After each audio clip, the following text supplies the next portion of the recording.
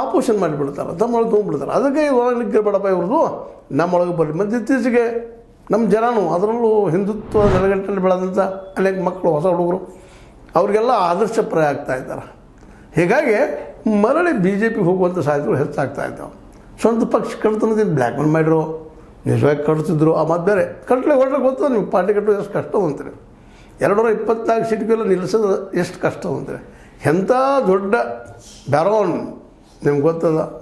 ಈ ಖನಿಜಗಳನ್ನು ಎತ್ತಿದವರು, ಕಬ್ಬಿನ ಕಣಜನ್ನು ಎಬ್ಬಿಸಿದವರು ಜನಾರ್ದನ್ ರೆಡ್ಡಿ ಅವ್ರಿಗೂ ಸಹ ಸಾಧ್ಯ ಆಗಲಿಲ್ಲ, ಇನ್ನು ಇವ್ರಿಗೆ ಸಾಧ್ಯನಾ ಅನ್ನುವಂಥದ್ದು. ಆದ್ರೆ ಇವರಲ್ಲಿ ಒಂದು ಏನೋ ಯಾವುದೋ ರೀತಿಯ ಒಂದಿಷ್ಟು ಪ್ರಾಮಾಣಿಕತೆ ಉಳಿದೋರ್ಗಿಂತ ಹೆಚ್ಚಿಗೆ ಅಂತೇಳಿ ಭಾಳ ಸಲ ಅನ್ನಿಸ್ತದೆ.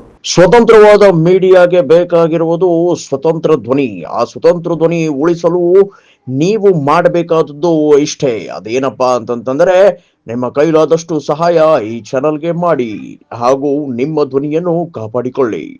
ಆದರೂ ಸಹಿತ ಇನ್ನೂ ಕೆಲವೊಮ್ಮೆ ಇವರು ಮಾತಾಡುವ ಅವಘಡದ ಮಾತುಗಳು, ಅದೇ ಕಾಲಕ್ಕೆ ಕೆಲವೊಮ್ಮೆ ವಿಚಾರ ರಹಿತವಾಗಿ ಮಾತಾಡುವಂಥವು ಕಾಪಿಗೊಳಿಸ್ತಾ ಇರ್ತಾವೆ. ಏನೋ ಆಗಲಿ BJPಗೆ ಮರಳಿ ಬರುವ ಸಾಧ್ಯತೆ ಹೆಚ್ಚಾಗ್ತಾ ಇದ್ದಾವೆ. ಮರಳಿ ಬರೋದಪ್ಪ ಅಂದರೆ ಇಲ್ಲೊಂದು ಅವ್ರಿಗೆ ದೊಡ್ಡ ಪ್ರಾಬ್ಲಮ್ ಏನಂದರೆ, ಯಡಿಯೂರಪ್ಪ ಮತ್ತು ಅವ್ರ ಮಗ ಅವರನ್ನು ನೀವು ಏನಪ್ಪ ಅಂತಂದ್ರೆ ನೀವು ಕೆಳಗೆ ಇಳಿಸಿದ್ರೆ ನಾ ಬರ್ತೀನಿ ಅನ್ನೋ ಮಾತು ಅದು ಅಂತ ಕೇಳಿ ಬಂದದ್ದು. ಅದು ಎಷ್ಟು ಮಟ್ಟಿಗೆ ಸತ್ಯದನೋ ಸುಳ್ಳದನೋ ಗೊತ್ತಿಲ್ಲ. ಯಾಕಂದ್ರೆ ಅವ್ರಿಗೆ ಗೊತ್ತಾಗಿದೆ ಹೊರಗೆ ಹೋದ್ಮೇಲೆ ಎಷ್ಟು ಕಷ್ಟದ ಅಂತೇಳಿ. ಯಾಕೆ ನಡಕ್ಕೆ ಎಷ್ಟು ವಿರೋಧಗಳು ಬಂದು ಅವ್ರ ವಿರೋಧವಾಗಿ. ಮೊದಲು BJPಗಿಂತ ಅಷ್ಟು ವಿರೋಧ ಬರ್ತಿರಲಿಲ್ಲ. ಇವತ್ತು ಆ ವಿರೋಧಗಳು ಎದ್ದು ಕಾಣ್ತಾ ಇದ್ದಾವೆ, ಮಾತಾಡ್ತಾ ಇದ್ದಾರೆ ಅವ್ರ ವಿರುದ್ಧವಾಗಿ. ಜನನು ಯಾಕಪ್ಪ ಅಂತ ಕೇಳ್ತಾ ಇದ್ದಾರೆ.